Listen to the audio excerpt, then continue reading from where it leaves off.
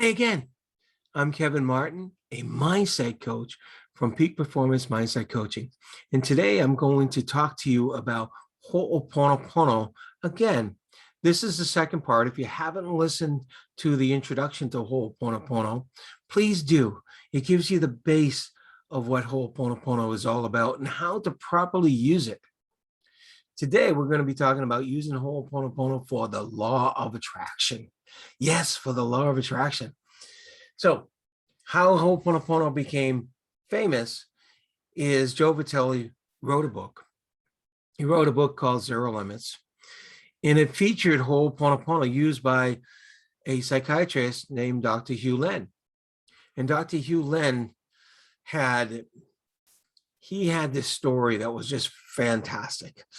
And most people don't believe this story, but Joe Vitale himself went and researched it, and I've researched it, and from all I can tell, this is absolutely 100% true. Dr. Hugh Len is a psychiatrist in Hawaii, and he worked with this woman called Morna Simeona, and he learned this practice from her. Morna Simeona created this Ho'oponopono prayer, and she also created a Ho'oponopono guided visualization, which is really true to the ancient art of forgiveness in Huna and for Hawaiians. But Dr. Yulen had learned this one along with some of the other prayers that Mona Simeone had. It's good research if you wanted to look her up. One day he gets this phone call from one of the prisons, a prison for the criminally insane. It was on the islands, and it was, from what I understand, one of the worst out there.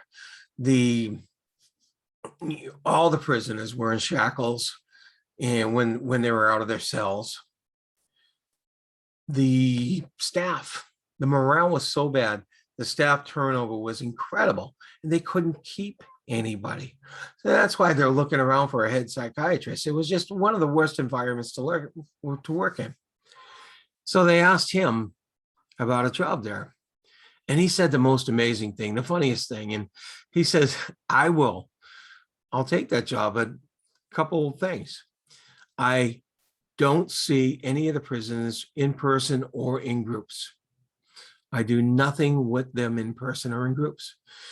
And he's a psychiatrist, and he's going to be doing some of the things with their, directing their therapy and all that stuff. How can he do this? And of course, I believe they said no at first, but they were so desperate, they eventually come back and let him in. So he went to his office and stayed in his office for the most part all day long. Excuse me. He went to his office and stayed in his office for the most part all day long. And he'd be reviewing the records of every single prisoner. I want to say patient, they were both patient and prisoner. Okay, every single one. And criminally insane, some of these people were murderers, rapists. They had done some of the most heinous things. And they were still doing and acting out and doing a lot of terrible things. That's why they were all shackled and everything. So he'd stay there and go through this every day. Now, what he was doing is he was reading through, and any of the feelings, any of the emotions that it elicited in him, he knew the only reason, the only way something could be eliciting an emotion is because if he has it in his memory. It doesn't mean that Dr. Yulen was a murderer or rapist or anything like that. It means he was exposed to this type of behavior in ways in which caused emotions when he was younger, from TV, from movies, from whatever it was. And he knew that eliciting emotions is not what it should be if his memories were clean, as he likes to call it, because he calls this a cleaning process. Then he wouldn't elicit the emotions. So he worked day after day after day after day in there. Now, what he was doing, and he knew this, he wasn't just cleaning them from his memories. He knew that by this cleaning from him, it would start to affect others around him. This is the really cool stuff. So in 3 months, the recidivism rate, went down. The morale has started to come up. And while after that, the prisoners' behaviors started to change. And they could be let out without shackles. They could be let out maybe even on the grounds and stuff like that. And I think it was a year or 18 months later, just about every single prisoner was out of there except for 2. And they had either got mainstreamed or maybe paroled. I don't know the details of that, but I do know that the patient base in there all changed for the better. It was a wild story. You can look it up. Joe Vitale writes about it. So this is a prayer where if you eliminate the feelings, the emotions from whatever it is you're dealing with, will either go away or transform into something very positive. Now, what do I mean by that? I was talking about the law of attraction. I'm going to step back from Ho'oponopono for a second. I'm going to step into my mindset hat. All right. The Secret, the biggest movie in, hey, let's put it this century, the last 20 years. That it had an impact. It brought this thing called law of attraction and the ability to manifest to our minds, to our heads. And yeah, Joe Vitale was in the movie The Secret, and that's where he has his part in law of attraction. So lots of people tried this, and then lots of people said, hey, this doesn't work. Law of attraction says, okay, you got to keep your mind focused. You got to focus on what you want. I'll tell you why it doesn't work for most people is because there's something in the back of your head. There's something in your mind that's saying, oh yeah, $1 million. Something in your mind saying, ha, you haven't even been able to, to get a $30,000 job. How are you going to do $1 million? How are you going to make $1 million? Right? It's so funny. But it is what's in the back of your mind. It is what's in your mind that's preventing law of attraction from working. The basis of law of attraction is your thoughts. Your thoughts are something, they're energy. And if they're thinking at a certain wavelength, a certain vibration, be it, you're attracting the same thing. You're attracting the same kind of people. You're attracting the things that you want.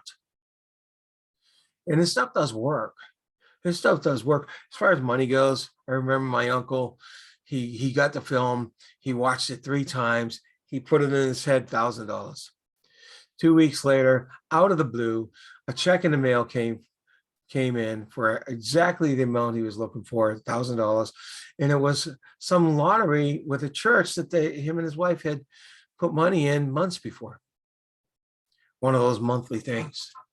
And it's like, whoa, coincidence. I tell you, I had one of my first business clients. We did some work and he had some goals and he had a printing shop. And this was kind of print t-shirts and hats and all that stuff. And he wanted to expand, so he wanted a bigger press. And he already had some really nice presses in there. But the one he wanted, the specific model he figured would do exactly what he wanted and give him the volume that he wanted and the quality that he wanted.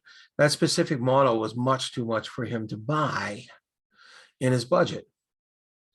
So I worked with him and I put this focus in his mind in a certain way, in the way I work as a mindset coach.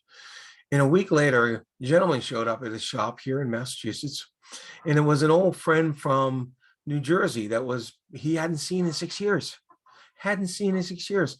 Well, showed up his shop because, they wanted to talk, they wanted to catch up. And after they caught up, he was talking about how he wanted to expand. And as it turns out, his friend knew someone back in New Jersey that was closing their print shop. They had the exact same model. They had the exact same model, and it was used. It was good. It was used, but it was well within his budget. This is a week later after starting this. Coincidence? After I keep on seeing more and more and more of these coincidences, my friend and I, Peter Gagliotti, who run a whole Ho'oponopono law of attraction group, we started saying, hey, no such thing as coincidences. You do this and you do this often, you do this right, and all of a sudden things start to change. All of a sudden things start to change in a way that you might not even expect, but change towards what you're wanting. All of a sudden it attracts the things you're wanting. It repairs the things that are broken in relationships, in your motivation, in everything. So the way I use this is I write down what I'm working on or what I want. If it's, you're going to use it strictly for the law of attraction. Okay, what does you want? I look at it. I think about it. And I look for the things that come up that says, hey, you can't do this. Or, wow, come on, really? Or, whoa, how am I ever going to do this? Or what's going to happen if this comes true? You know, all sorts of different thoughts. And as soon as I get those thoughts into my head and those feelings into my head, it's, I love you, I'm sorry, please forgive me, and thank you. I love you, I'm sorry, please forgive me, and thank you. In the introduction video on this, that was not to any person, that is to the divine, to God, to the universe, to the creator, or just back to you. The I'm sorry is, I'm sorry for having this doubt. I'm sorry for having this feeling, right? Please forgive me. Is please allow me to release this. Please help me to release this so it's gone. And thank you is thank you for doing that. Gratitude, very powerful. And I love you is love, another very powerful. So when you have these three together and you say these for a couple minutes, several times a day, when you're doing this, you can make a daily practice. You can write them on cards there, see, and go through it. Look at them. Look at them. Bring up bring your awareness to what the emotions are coming up. And if they're not positive emotions, release them. This will release them after a while. Maybe not the first time you do it, but if you do this for a week or two, you're going to find things starting to change. There's lots of different effects coming in. The law of attraction is just one of the pieces here. There's all sorts of things going on in your physiology and in your mind when you're doing this as well. This is a great, great instrument for doing this. Hey, below, I am going to put an email address down there, and I want you to write me with your results. I want you to, after you've done this, I want you to let me know how it's going and what results you're getting. I really want to know.